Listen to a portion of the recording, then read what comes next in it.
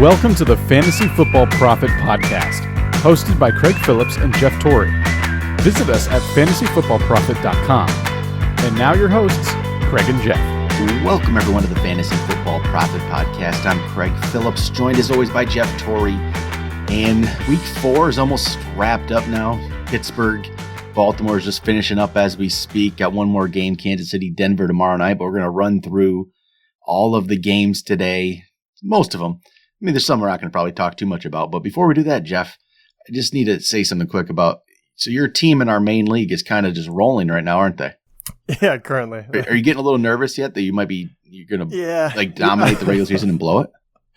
Yeah, I always worry about that in that league. It tends to happen. But yeah, I'm looking good right now. But as I've learned in the past, it doesn't mean I have to stop tweaking my team. That is the death of all fantasy. So there is one player that might be hurting a little bit in your team. It's Jordan Howard. I'm going to start with the Chicago-Tampa game.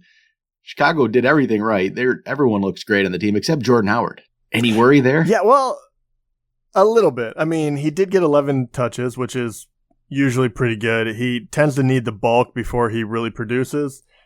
But also, they were up so quickly that I'm not going to worry about it too much yet. But Howard is an interesting one, mostly because Tariq Cohen is starting to eat into him a little bit. And he had 13 rushes. I don't mind him catching the ball, but when he's starting to get these rushes, especially more than Howard, that does worry me a bit.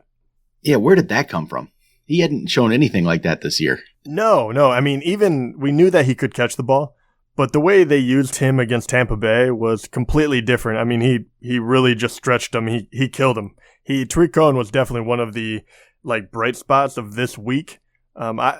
I personally need to see it continue before I'm going to get overly excited about Tariq Cohen having this kind of output.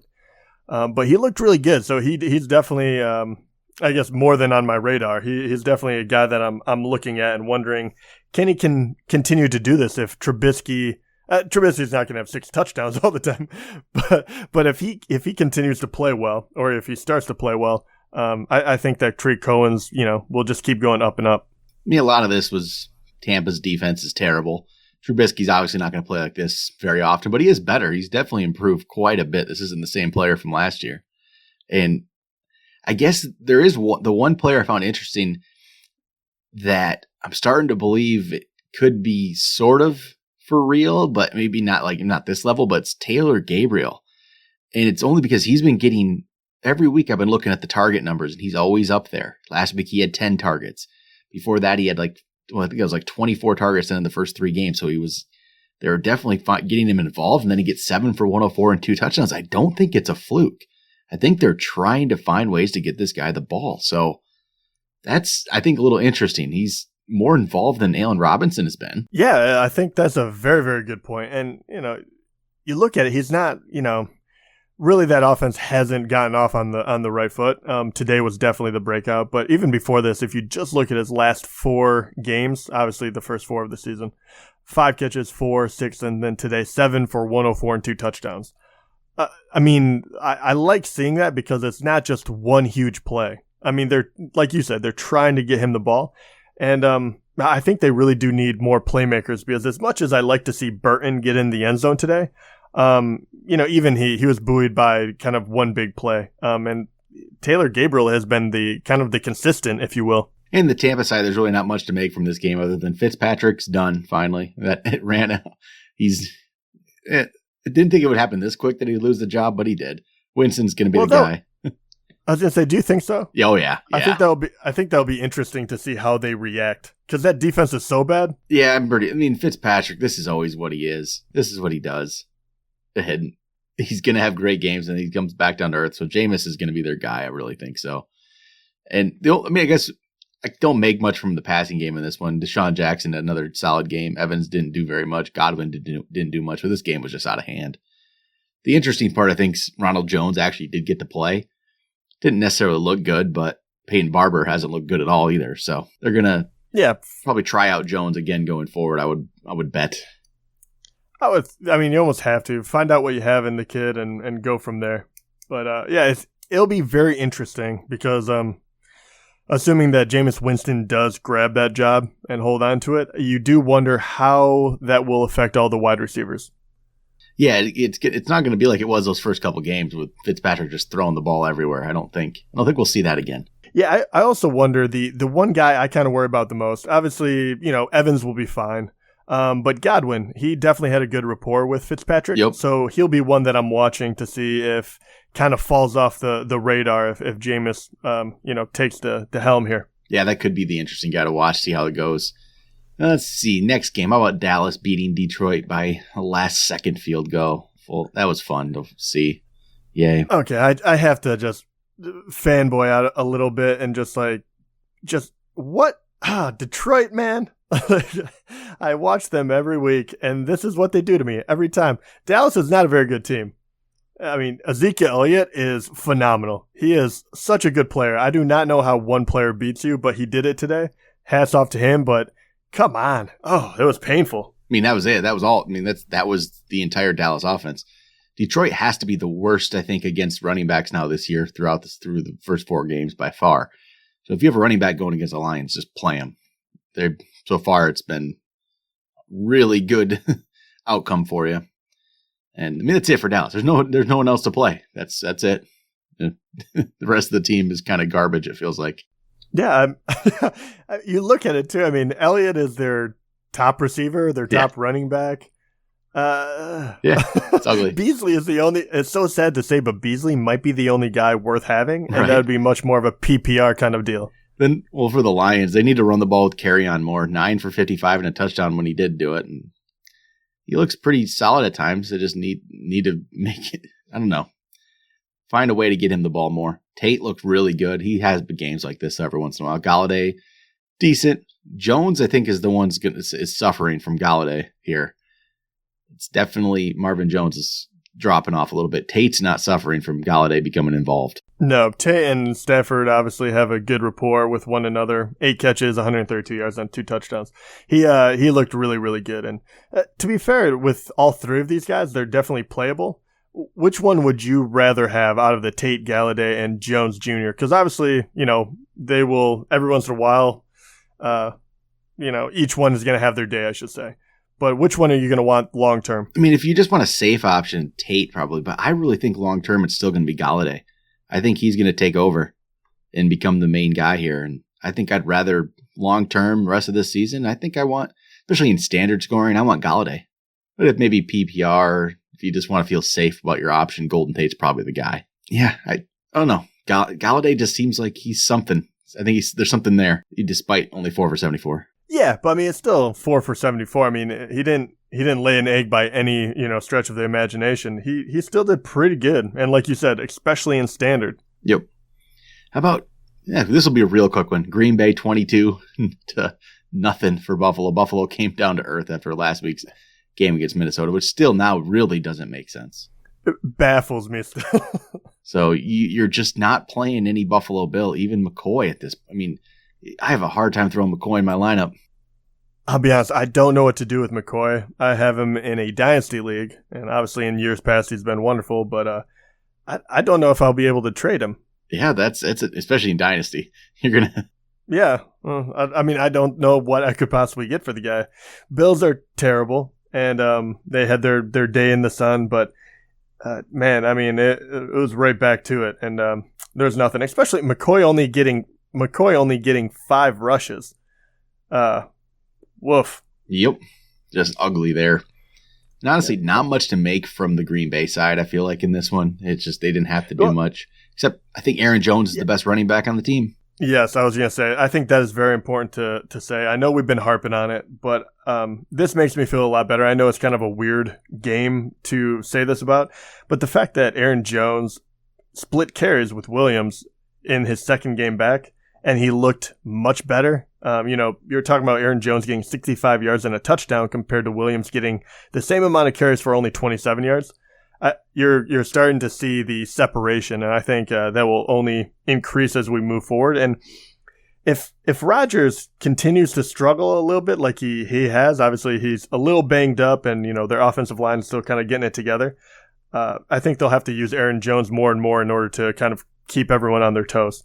Yeah, I really like Aaron Jones going forward here. And if for some reason he's still available in your leagues, go make sure that guy's picked up. he was still not owned in enough leagues. I feel like he should have been out, just picked up in everything. So you need to get Jones if somehow he's available. And that could still be a guy to try to trade for. People, whoever has him, maybe they don't think of him as highly as, we do. I'd go try to get him, see what you could do. Probably, I don't know if it'd take a lot. He really hasn't done anything yet, so. No, and I think that would be you don't want to give up too much for him. Because, yeah, exactly. He hasn't actually done really much. Yeah, exactly. We don't really know either, but all signs point to that he'll be good. How about Tennessee beating Philly 26-23? Mariota looked really good, and in turn, that made Corey Davis finally probably had his best game as a pro. 9 for 161 and a touchdown. Yeah, thank goodness. Yeah, Davis finally got to show what he's capable of. Mariota finally too. Man, he has been not good this season so far. Obviously, it's been short, and we know that he's flashed kind of moments where he could be a good quarterback. But definitely, this was the first time that he showed it. And man, they're a fun team to watch. Actually, just very gritty, and the fact that this game went into overtime. There's a couple really good games this week, like just fun to watch, and this was definitely one of them. And it was really fun to see Wentz, who is a very polished passer. He is very, very good. Go, after this, Mariota-led team. It was just a ton of fun to watch. But I was gonna say the only other person that I need to bring up on this is Alshon Jeffrey. Obviously, he came back from injury, and he looked great. 8 catches, 105 yards, and a touchdown. If you've been stashing him, I think this is exactly, and I'm one of them, I think this is exactly what you were waiting for, because it's a huge sigh of relief to see that he was used that heavily, that quickly, and looked that good doing it. I was kind of surprised. I really was. I know. You've been bagging on my man Jeffrey. I didn't expect a game like this, especially his first time back. He looked pretty good. We'll see if that continues. I was definitely shocked about that. So I didn't. And I do have to tip my cap as well to your guy Jay Ajayi, playing with like a fractured back, and he looks pretty good still. It's 70 yards rushing, 15 attempts. That's no small feat. Yeah. Hopefully they keep giving him more carries and can do a little more going forward here. I hope so. And I do have to say, what are your feelings about Aguilar? Because I feel like he has been underachieving this year, to say the least. I guess what kind of worries me if I had been investing anything in him, first game all of a sudden with Alshon, and he really doesn't do anything. But yeah, he's not really a start for me right now. He's going to be on the bench, and there's enough other guys out there that have been playing well that you don't need to throw Aguilar out there. And I kept thinking he was going to have really big weeks, but he never really turned anything together too much this year. Even in Alshon's absence, he showed signs and flashes, but never really did a lot, which is disappointing. What did he have? One good game, maybe the second game, but that was against Tampa. So we just know now everyone does good against Tampa. Yeah, right. Very true. Other than that, he's had, I think, 17 catches in those 3 games, but the yardage is just way down there. So, yeah, there's no reason to play him right now. Just kind of keep him to the bench. How about Houston beating the Colts, another overtime game here? And Deshaun Watson had a pretty solid outing, fantasy-wise, I would say. 35.1 points, looked pretty good. Throwing the ball over to Hopkins. Fuller got another touchdown, only 4 for 49.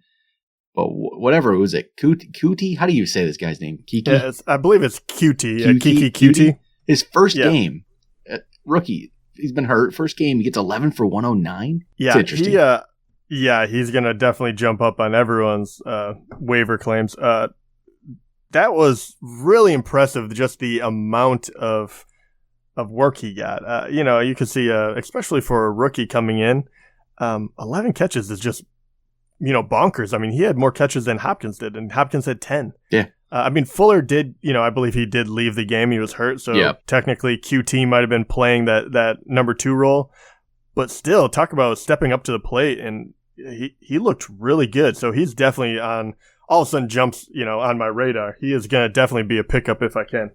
Well, and then Luck threw the ball all around today for the first time since he's been back, really. 464 and 4 touchdowns. He couldn't quite get the win, but he looked pretty good there. Hilton was hurt. Well, we'll wait and see what the status is on him. Those kind of things. If was it a hamstring? We've seen that where players have come back and then it tightens up, and because the problem is they play Thursday. That's the issue here, and because they're playing Thursday, it sounds like he might be out for this Thursday. A little bit too short of time for him to get him back in there. We'll see. Yeah, very true. If he doesn't play, it's going to be, a little bit. I don't really know who's going to throw the ball to. Yeah, well, first of all, Rodgers did really well. To be honest, I'm not, I always thought he was just whatever, a throw-in, but 8 catches, for 85 yards is definitely something good to see. The guy that I'm most impressed with, though, is a rookie running back that we talked about earlier in the season, but he's starting to finally catch the ball, and I think that's what he's going to be used for the most, and we're talking about Nyheim Hines. That was an interesting one because he'd take away the touchdown. He did have 2 touchdowns. He looked great, but he had 9 catches for 63 yards, so he was heavily used in this game, and I think that is interesting, and I think because they were so successful throwing it to him, that I think you'll start seeing him lining up even more often in the slot and do all that kind of stuff. So I really am interested in him. I think he's finally starting to get it. Yeah, I think he might be. We'll see. But how about Cincinnati and Atlanta? Kind of surprised at this one. I didn't think Cincinnati would go into Atlanta and win, but they did. 1-point win here. And Andy Dalton, 337 and 3 touchdowns. He's been a pretty deep fantasy option this year. I don't know if you buy into it, though. Tell you the truth, in a weird way, I kind of am this year. I'm not going to be putting him in my top 10 all the time or anything, but he's definitely my favorite waiver. To the point where you almost want to hold on to him. But really it's been because, Tyler Boyd, he has been playing out of his mind, and I really think that having that second option behind AJ Green, who has once again looked great, he even had a touchdown called back. I think that's giving them a lot more ability to kind of move the ball around because Boyd is kind of becoming his check down guy. Yeah, Boyd I think he's for real. He was looking for him a lot there. Green's still the big play guy, still the touchdown guy, but Boyd was getting a lot of work going down the field there. Yeah, do you buy into, because he had 11 catches today, 11 for 100 yards, no touchdown or anything, but are you buying into him having that much production? Like, as far as PPR goes, is this a guy that you'd be targeting? Maybe you can still get him for, off of someone that doesn't truly believe in his potential? I kind of do believe in this. I think he's going to keep getting a lot of targets. This game, Atlanta hasn't been very good against the pass so far, so sometimes it's hard to read into it, but obviously we've been seeing it for the last few weeks from Boyd. So I think it's for real. I think they're going to throw the ball enough to make this able to support both Green and Boyd. Now, especially now that Eifert's gone, he's out. That was a disappointing thing to see, but they're going to have to throw the ball to other people. That was pretty gruesome. Man, just disappointing. I don't know what this means for him going forward. Yeah, I don't even want to harp on it. It's just unfortunate. I know he was very injury prone, and that's what we've been saying, but it sucks to see someone so talented just go down again. And John Ross did catch a touchdown, but that's really all. He's going to be hit or miss. It's going to be a touchdown to make a day worthwhile. So he's kind of, he's still not, I don't even think he should be on a roster right now. Yeah, I would agree. I think that too risky. I even laughed because even when he caught it, he was like hobbling back to the bench. Yeah, I had him on one of my teams and I got rid of him. I'm just like, when am I going to play this guy? It's not going to happen. But then Atlanta, Jones, Julio, 9 for 173. Sanu, 6 for 111. Ridley only had 4 for 54, but he's the one who gets the touchdowns. 2 touchdowns for Ridley. I know. I don't know how long this can keep going on, but Ridley looks for real as well. I know he's a rookie and it's a small sample size, but how many times can he do this before? I just think, the guy just knows how to get open and get in the end zone. For some reason he doesn't. Matt Ryan looks for him there, and Matt Ryan's becoming one of the top options again at quarterback. Matt Ryan of old, he looks really, really sharp. And Tevin Coleman was okay, but we'll wait and see what happens when Freeman comes back, which hopefully will be soon there.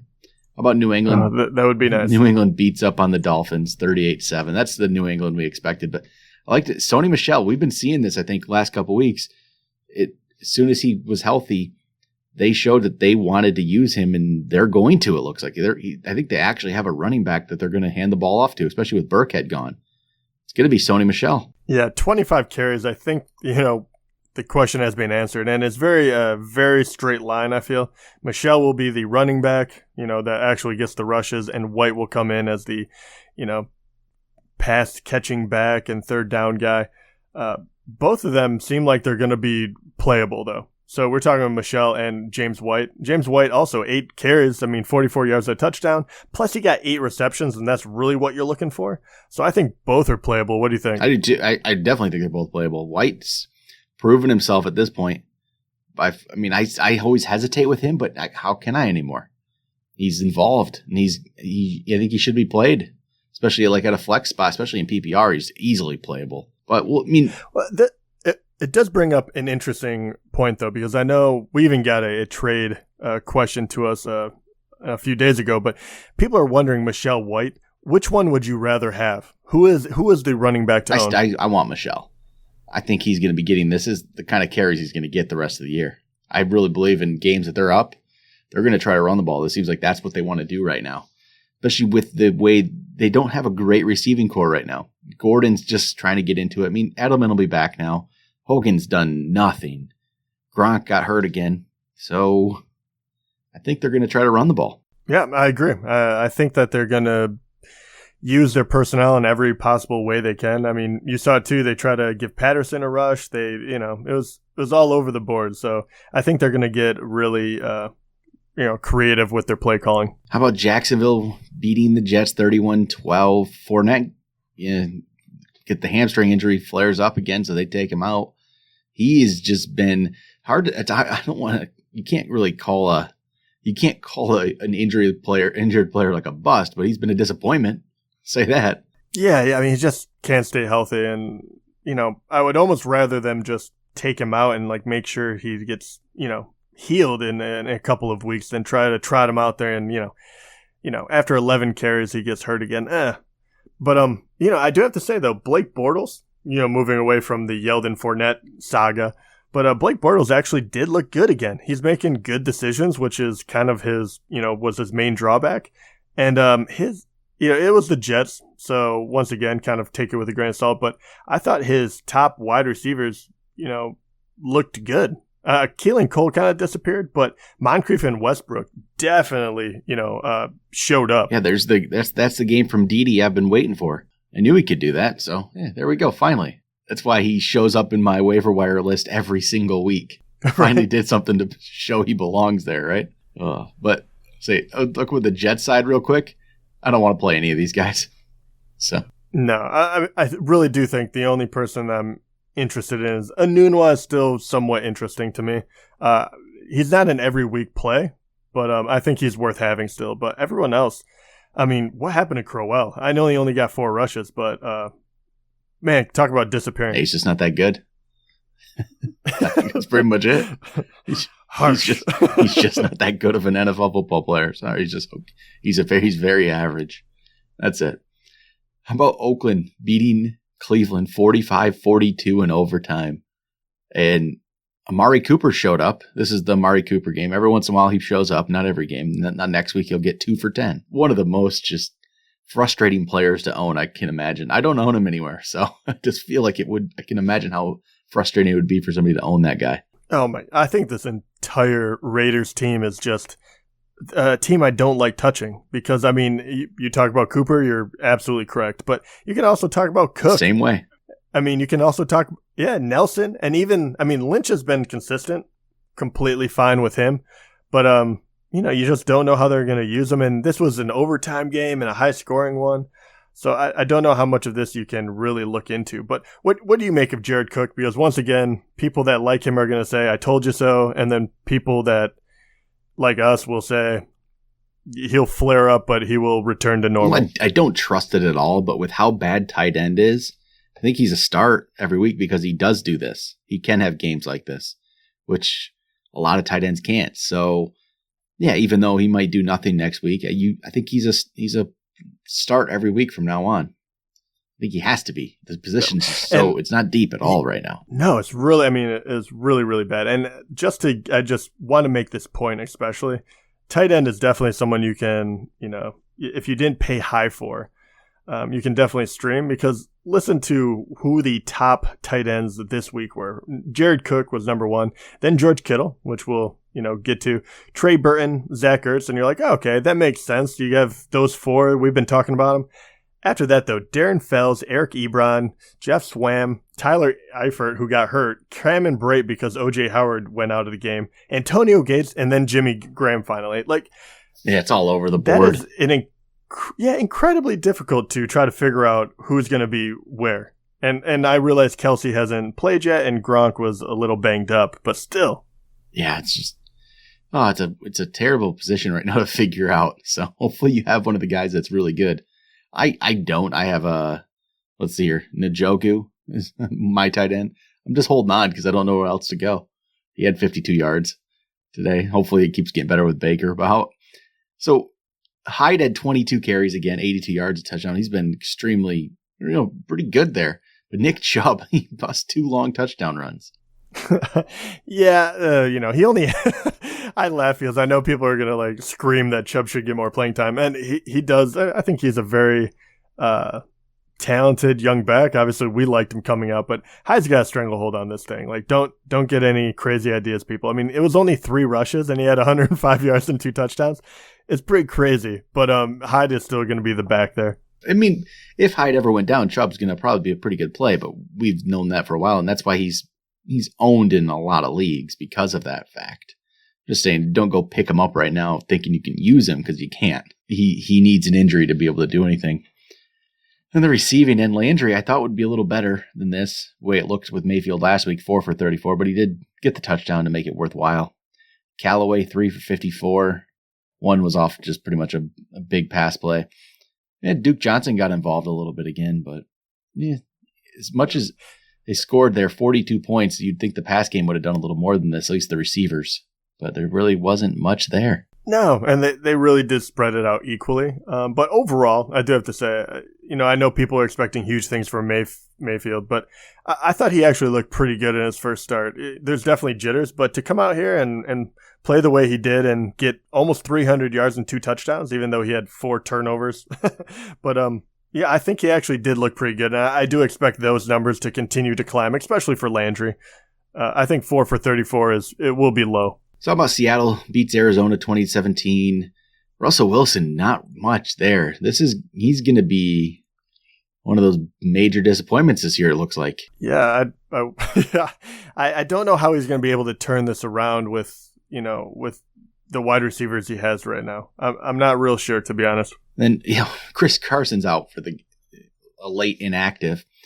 So you think maybe Rashad Penny's going to get to be able to really be involved for the first time, and except it goes to Mike Davis in 21 carries, 101 yards, and 2 touchdowns. Don't go pick on Mike Davis. I don't think that's a thing. He looked good at the end of last year at times, but just stay away. Yeah, I have no idea. Really, Rashad Penny looked fine too. He had 9 carries for 49 yards, so almost 5 yards a clip. I think they were just able to run on the Cardinals, and that's the first time they were able to run consistently in a while. I don't think Seattle will be able to do that to good teams. So I think that's going to be an up and down situation. And then Arizona, David Johnson at least got 22 carries, was able to get a touchdown out of it, but only 71 yards rushing, 3 for 41 receiving. But it doesn't really feel like David Johnson is a sure thing running back 1 every week. 15 points this week in standards, fine, but this offense doesn't look very good. Even maybe they'll get better with Josh Rosen, but it's a bit of a worry, I would say. Yeah, it definitely is. This was, worthwhile. He did well. And watching as much as I did, I thought Rosen actually looked better than he performed. There was a couple of drops that I thought definitely hurt him. They could have kept the chains moving. He almost had a touchdown that was called back because he didn't quite get a foot in, Chad Williams. I thought he looked pretty good, and I think this offense will get better, but still, if you had David Johnson, What are you looking to do with him? I think I just hold on to him because, I mean, you're not going to be able to trade him for what you would need to get for him. And I mean, what would you? I guess that would be the question. What would you need to get for him? It honestly has to be another top running back, which you're not going to be able to get right now. That's it. And the players that were drafted after him, you're not going to get. You're not going to get Melvin Gordon for him anymore and stuff like players like that. So, you just hold on and hope the Rosen does become better and opens up the whole offense, and then he becomes a top 5 guy again. Maybe about all you can hope for. Would you consider doing something like I don't know, like a Jordan Howard and then like a back end wide receiver 1 or something? No, not Jordan Howard. I don't think he's any good. Yeah, I don't think you could. Yeah, I don't think you can get any better than Jordan Howard. That's why I kind of put him out there. Now I'm just holding on to Johnson and hoping the offense gets better. Because if he can at least do this, the yards per carry weren't great, but as long as he's the one getting everything, should be okay. Not going to be It's not going to be what he did 2 years ago, but you could do worse. The one player though that kind of worry about is Larry Fitzgerald. Now 3 for 28 in this one. He's not really getting anything going right now, and I don't know if it's just the offense overall or what, but the last 3 weeks he's had, let's see here, 8 catches the last 3 weeks for 50 or 65 yards. That's it. 3 games. Yeah, and he's another one. I don't know how much you can get for him, but he is a name, and I don't know if I could get anything worthwhile for him, I definitely would be looking to trade him. I just don't believe that this offense is going to be able to rebound in a way that he's going to produce the way you need him to. All right, how about the Chargers-49ers game? Chargers win 29-27. Melvin Gordon looked really good again. He's been he's been great all year long. He's like talking about David Johnson the year before. David Johnson was going ahead of Gordon in every single draft, but definitely was a mistake. Gordon should be one of the top guys right now, the way they use him in the passing game. So just another great game from him. Rivers looks solid.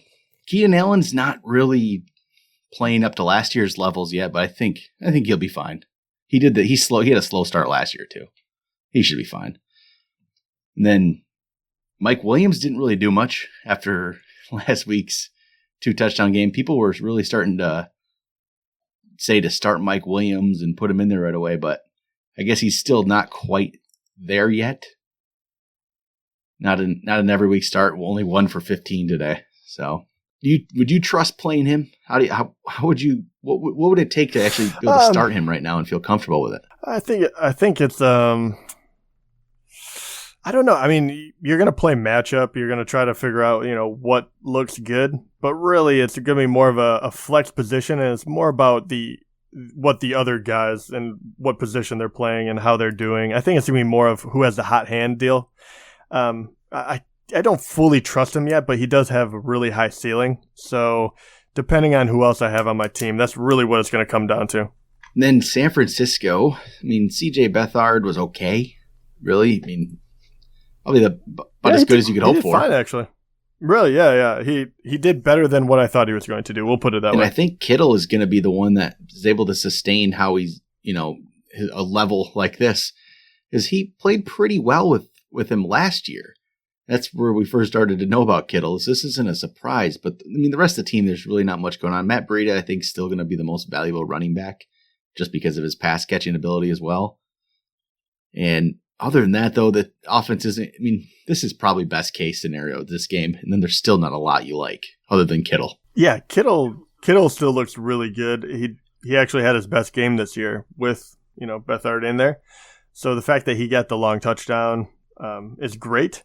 But the fact that he had 6 catches for over 100 yards, that is the only thing I like in this whole heap, really. Do you see any, I don't know, anything that the running backs can do? Did you kind of separate them? You still like Breida more? I still like Breida more. I just don't believe San Francisco's ever going to be in a spot right now to really grind out a game with Morris very much. I think Breida's the one they want to use.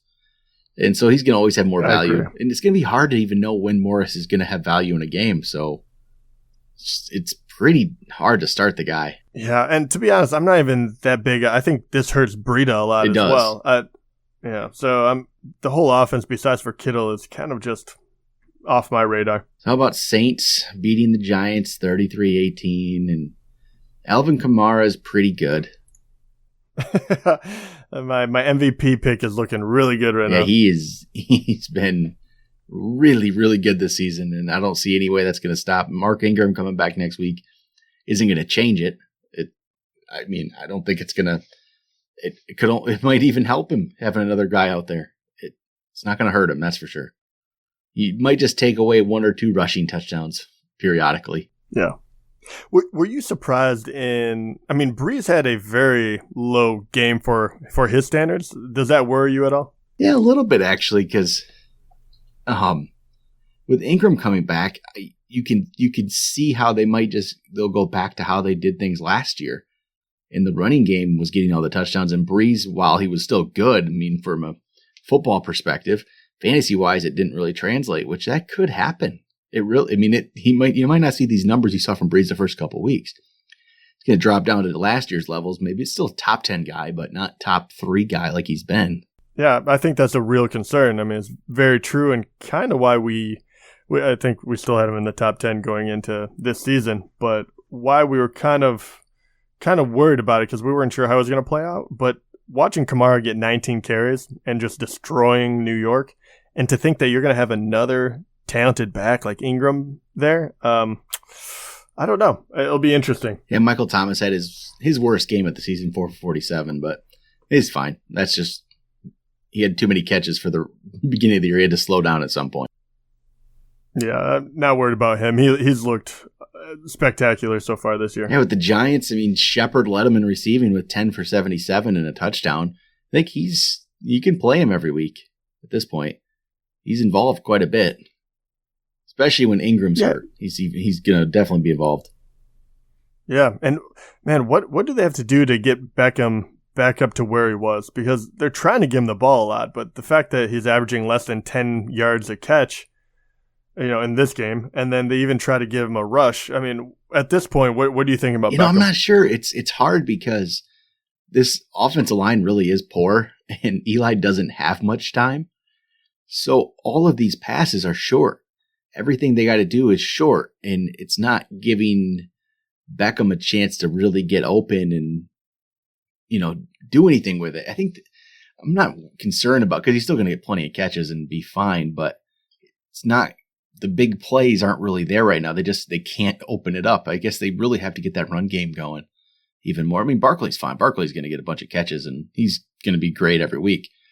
But it's just that offense, with how poor the offense line is, it just makes things tough because Eli can't sit back there and wait for anything to develop. So I don't know. That's a tough one because that has to change. And how does that just change overnight? It doesn't. So I don't know about Beckham. Beckham's going to be good, but I don't know if we see these ridiculous numbers right now. Yeah, I always wonder because obviously big names like that, they're very difficult to think about getting rid of. But, he hasn't performed terribly. He's still a giant name. Is that someone that you'd look to, if you need to bolster your team, is he someone that you would be willing to part with? Or you think that's still too early? If you can get the value for him, like he's still Odell Beckham, which he is, but if you can get that kind of value for him, then yeah, I think you could look at a trade. Just because it's just the offensive line is so poor. How is that gonna change itself? It's gonna take a while. So yeah, I would look at something. I don't know about the Barkley though. Even Barkley, shoot. As much as I like Barkley, if you can get full value for him, it's not a terrible trade. It's just when any team has an offensive line that's poor, you're gonna have some. It's gonna be tough, as good as those guys are. But how about the final game that just ended? Ravens won 26-14. I kind of actually a little surprised that I thought Pittsburgh would do a little bit better than this at home. And they only scored in the second quarter. And Roethlisberger had 16.9 points. Antonio Brown, 5 for 62. Another game where he got the touchdown at least. But is there any concern at all with Antonio Brown right now? Same kind of, it's like this. It's Odell Beckham, Antonio Brown. It's the same thing almost. Yeah, I don't think so, to be honest. I think everything's kind of getting blown out of proportion in Pittsburgh with obviously Le'Veon Bell. Everyone's kind of feeling a little emotional there, but but Antonio Brown, he still looks like Antonio Brown. I think that they will fix that. And he's got 3 touchdowns on the year. Exactly. I mean, he'll be fine. I mean, the whole thing is you definitely won't be able to get the value for him, and he will produce for you. I think he is a different situation than Beckham. The fact that Smith-Schuster, I mean, even this game, 4 for 60, he's definitely looking like he could outpace Brown for receptions. But I think they'll right the ship, and I think that Brown will definitely be utilized more. And you already see it. I mean, they really do try to, even if it's a dump-off pass, just to get him involved, because I don't know why he's so upset. I guess that would be my big question. I understand that he wants to get the ball a ton, but I've never really seen him react on the field the way he has this year so far. Yeah, I don't know. The offense really isn't the same without Bell out there. And Connor, 9 for 19. He had that first game was really good, week 1. Since then, he went 8 for 17, 15 for 61, 9 for 19. He isn't the same player as Le'Veon Bell, that's for sure. So he's fine though. But even him, it's a little bit of a worry. But any player that's going to get the ball that many times, typically you're gonna be fine with. But I say Vance McDonald actually, I think, a pretty decent tight end option here for the rest of the year. I've kind of liked what I've seen from him in these last 2 weeks. And again, like we said, tight end's such a weak position right now. I think you could play Vance McDonald probably. Even he had 5 for 62, so it's decent. And this is even with not a good night for Pittsburgh. So I kind of like Vance. Yeah, I actually do too. I don't know if he'll really catch a whole lot of touchdowns. He's definitely not going to be that kind of tight end, but especially if you're looking for PPR, I think that they'll use him more and more just because of how devastating he's looked after he's caught the ball. I think, defenders actually are kind of scared to go up and tackle him because how dumb he's made people look the past 2 games. But I think with this, Roethlisberger obviously will grow to trust him more and more as he keeps making those plays. So I think that his ability to definitely get yards will only increase. I don't know how they're going to utilize him in the red zone still, but I wouldn't worry about that too much with how bad tight end has been. And then Baltimore gets the win. Flacco looked pretty good. John Brown, 3 for 116 and a touchdown. And Flacco looked deep to him a couple more times than that just barely missed. The defender just got in there. I think Joe Hayden got into one, but John Brown they were looking for him all the time. Yeah, he's their big play guy, and I really like what I'm seeing. If they keep taking those shots down the field, which definitely they have to because they have to loosen up the defense, he's going to keep getting catches. I mean, even if it's one at a time, he's going to be worth the play usually. And then Alex Collins. I don't know. I don't know what to make of that backfield, to be honest. I still think Collins always looks better, but you're absolutely right. The fumble is not going to help him in any which way. So, yeah, I don't know what to make of that either. But, all right, that's about it. That's about all I got for this Sunday, week 4. We got one more game tomorrow night. We got Kansas City, Denver. So that's going to be a pretty interesting one. See if Mahomes can keep things going. Going to be curious to see how that thing goes. But, all right, that's going to do it. We'll be back with waivers tomorrow. We'll talk to you guys then.